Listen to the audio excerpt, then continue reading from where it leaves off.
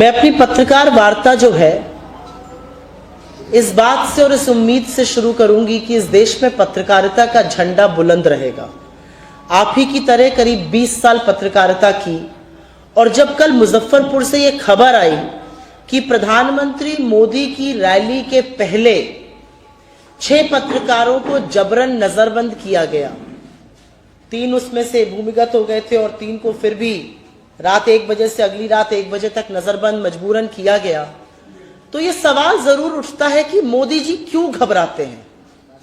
वो आप जैसे पत्रकारों से जो सवाल पूछते हैं, जो असलियत दिखाते हैं, जो सच जनता तक ले जाते हैं, उनसे क्यों घबराते हैं।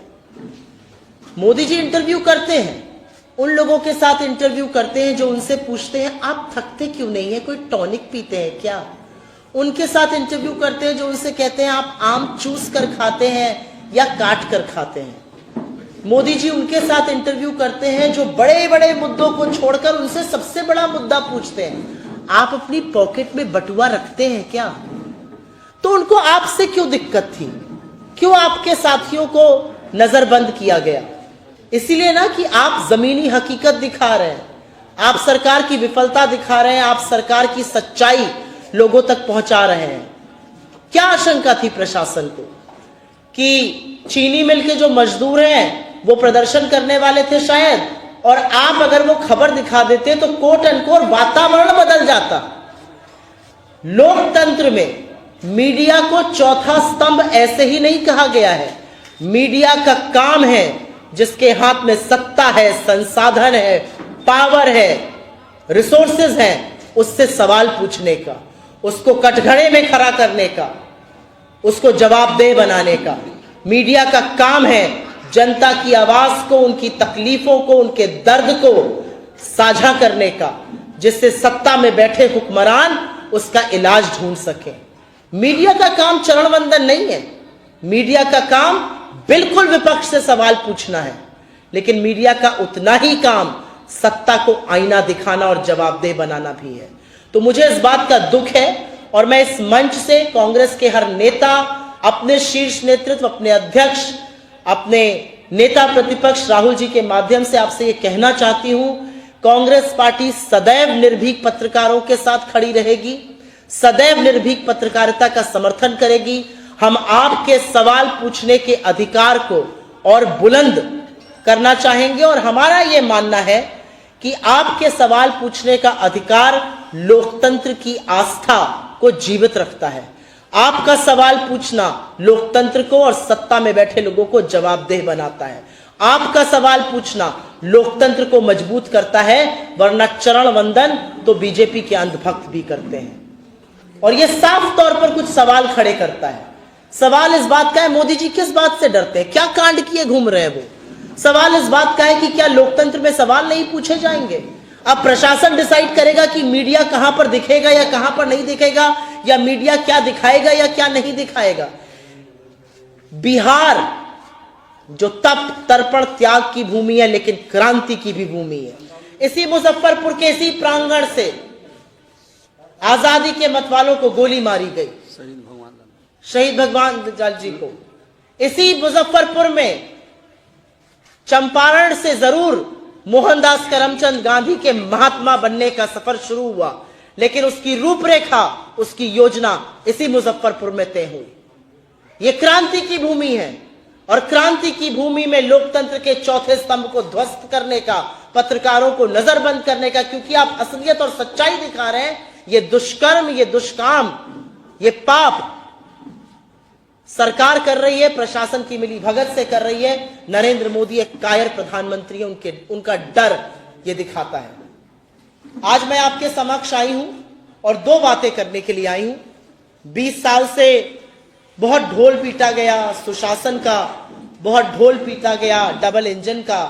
20 साल से घटक दल की सरकार है, 11 साल से तो मोदी जी और नीतीश जी की जुगलबंदी चल रही है।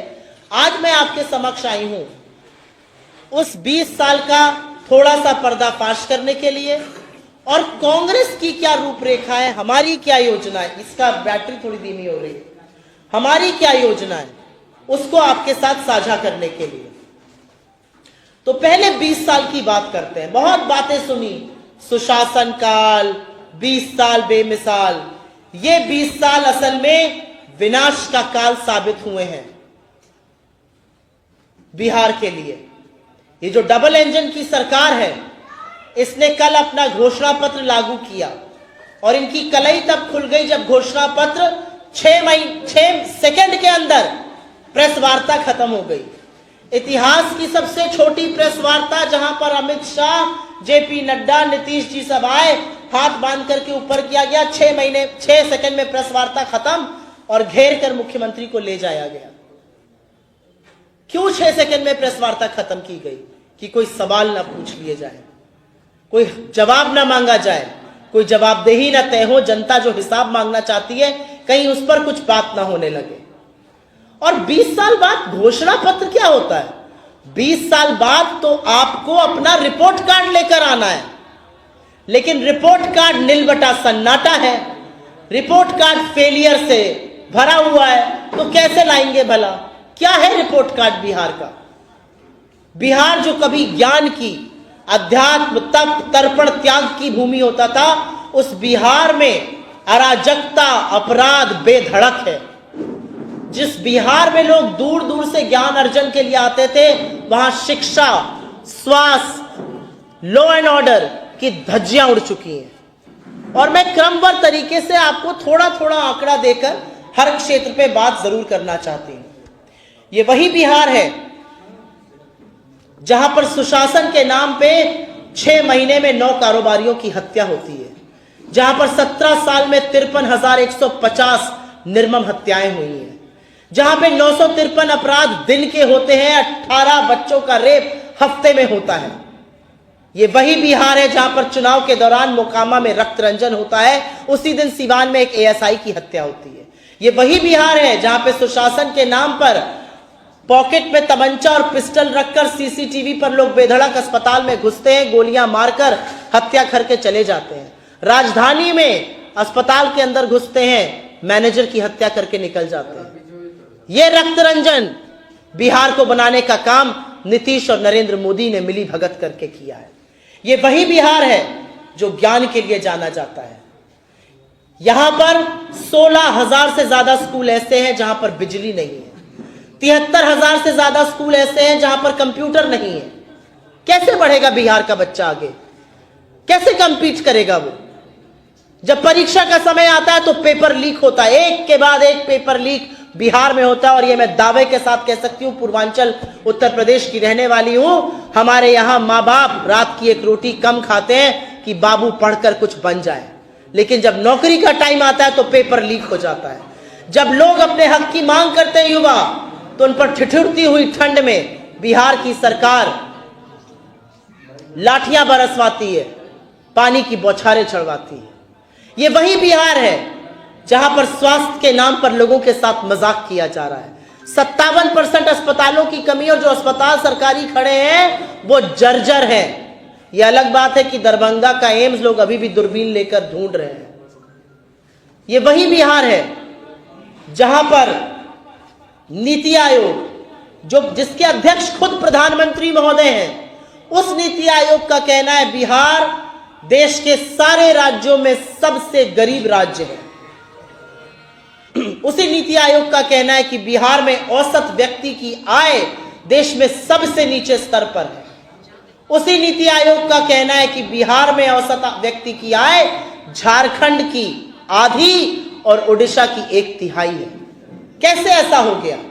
यह बिहार जो चीनी की कटोरी जाना जाता था, जो पूरे देश में 27% चीनी का कंट्रीब्यूशन करता था, अब मात्र 2% कर रहा है।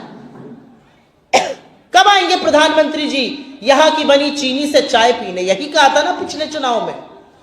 इस बिहार को बड़ी बड़ी बातें करके 1.25 लाख करोड़ का पैकेज देने की बात थी। कहां है वो पैकेज?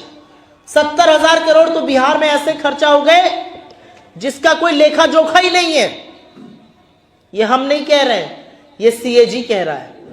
70,000 करोड़ रुपए कहां गए ये किसी को पता नहीं है। असलियत यह है कि निवेश के नाम पर गृह मंत्री अमित शाह के कहते हैं बिहार में इंडस्ट्री नहीं लग सकती क्योंकि बिहार में जमीन नहीं है। शर्म नहीं आती आपको ये कहते हुए? हमारे बच्चों को पलायन करना पड़ रहा है और उसी बिहार में आप 1000 एकड़ की जमीन 1 रुपए पर, मात्र 1 रुपए पर मोदी मित्र अडानी को देते हैं। 10 लाख से ज्यादा आम के पेड़ कटवाते हैं। किस मुंह से आप 20 साल की बात करते हैं?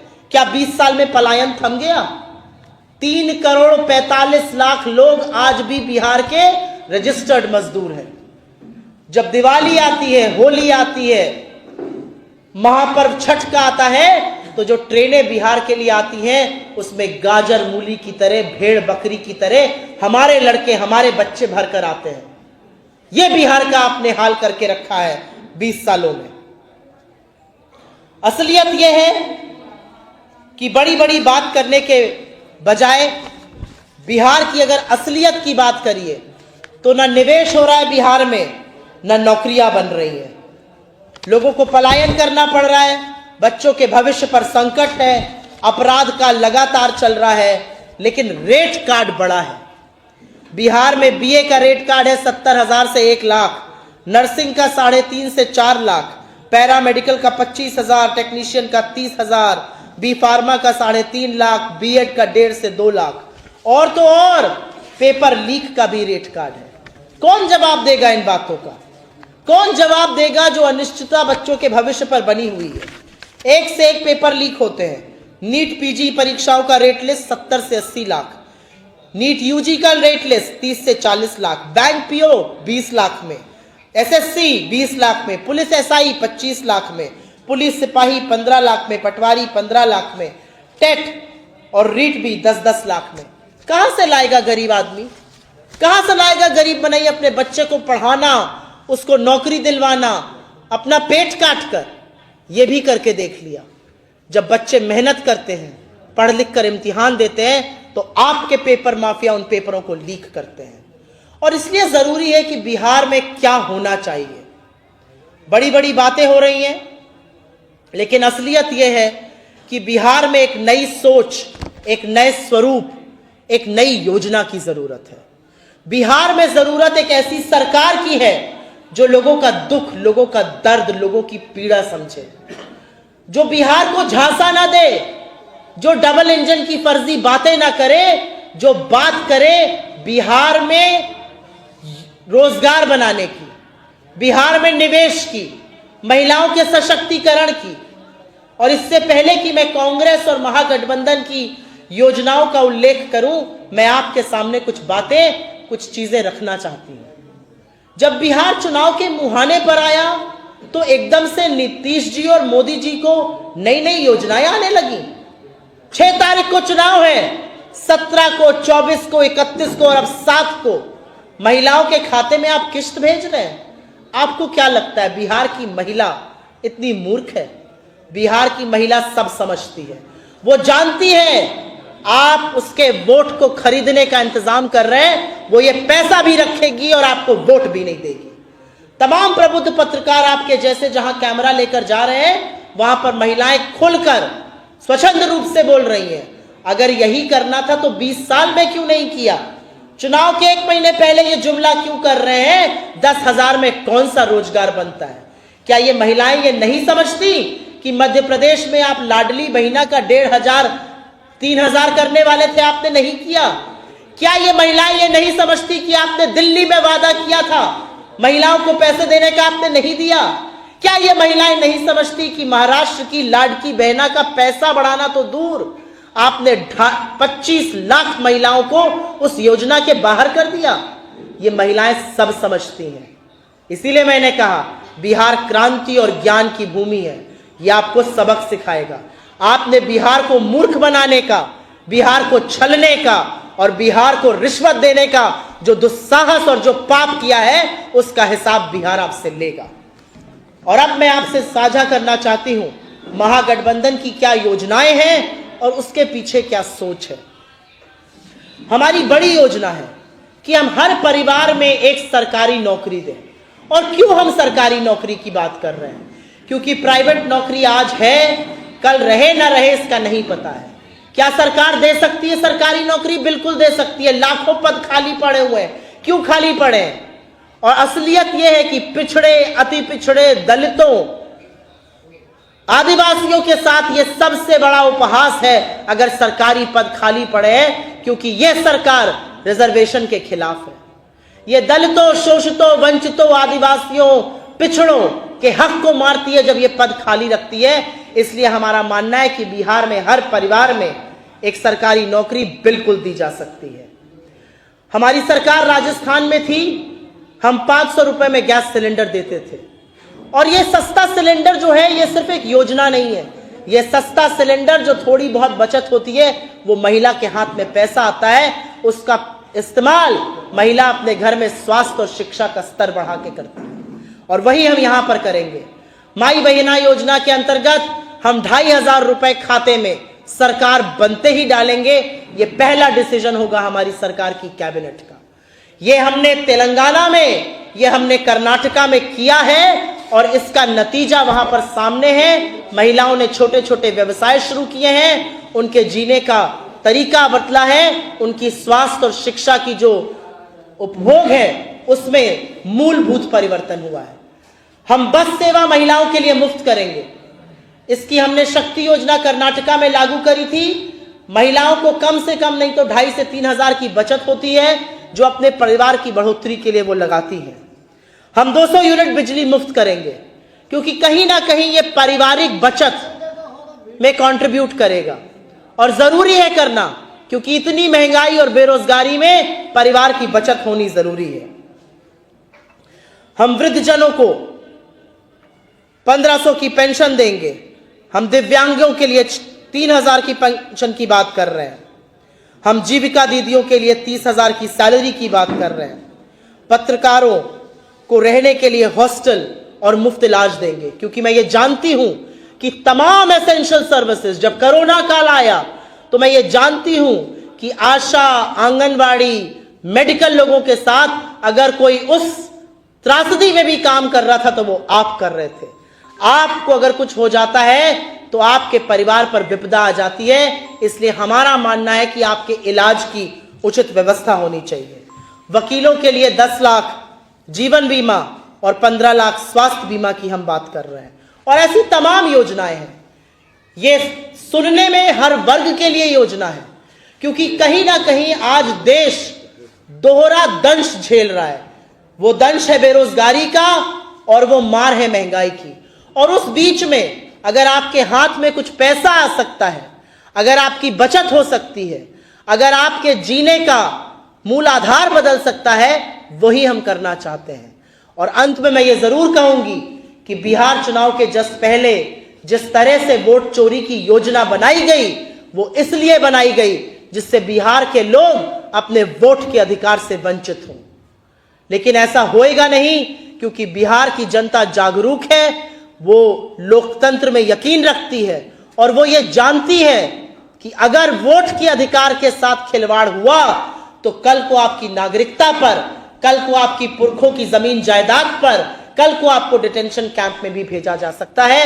बिहार की जनता मूल परिवर्तन करेगी और ये परिवर्तन आप सरकार बदल के करिएगा। आपके माध्यम से मैं वोट की अपील करती हूं और आप ही के माध्यम से मैं इस क्रांतिकारी मुजफ्फरपुर की धरती से ये जरूर ऐलान करती हूं कि हमारी सरकार बनेगी तो हम गरीबों, शोषितों, दलितों, वंचितों, आदिवासियों के साथ साथ मध्यम वर्ग, युवा, महिलाओं के हक की बात करेंगे, क्योंकि बिना उनका भला हुए बिहार का भला नहीं हो सकता है।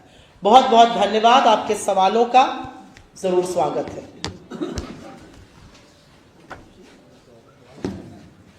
कोई सवाल अगर आपके हो तो। लगातार ये केसरी यादव द्वारा नौकरी देने की बात हो रही है, बिहार के बजट का तिगुना बताया जा रहा है, वो कहां से दे पाएंगे? अब दुर्भाग्यवश कह लीजिए या सौभाग्यवश कह लीजिए, मैंने करीब 20 साल खालिस इकोनॉमिक और फाइनेंस की पत्रकारिता की है। और एक बड़ी विडंबना है कि जब देश के धन्ना सेठों का कर्जा माफ होता है या जब देश के धन्ना सेठों के लिए कॉर्पोरेट टैक्स कटता है, तो उसको ये पिंक पेपर्स या उसको तमाम बुद्धिजीवी वर्ग इंसेंटिव बताता है, उसको कहता है इससे निवेश बढ़ेगा, इससे नौकरियां बढ़ेगी। सरकार ने 16 लाख करोड़ बड़े बड़े धन्ना सेठों का माफ किया, कितनी नौकरियां बनी? सरकार ने कॉर्पोरेट टैक्स कट करके 4.5 लाख करोड़ का खामियाजा भुगता, कितनी नौकरियां बनी?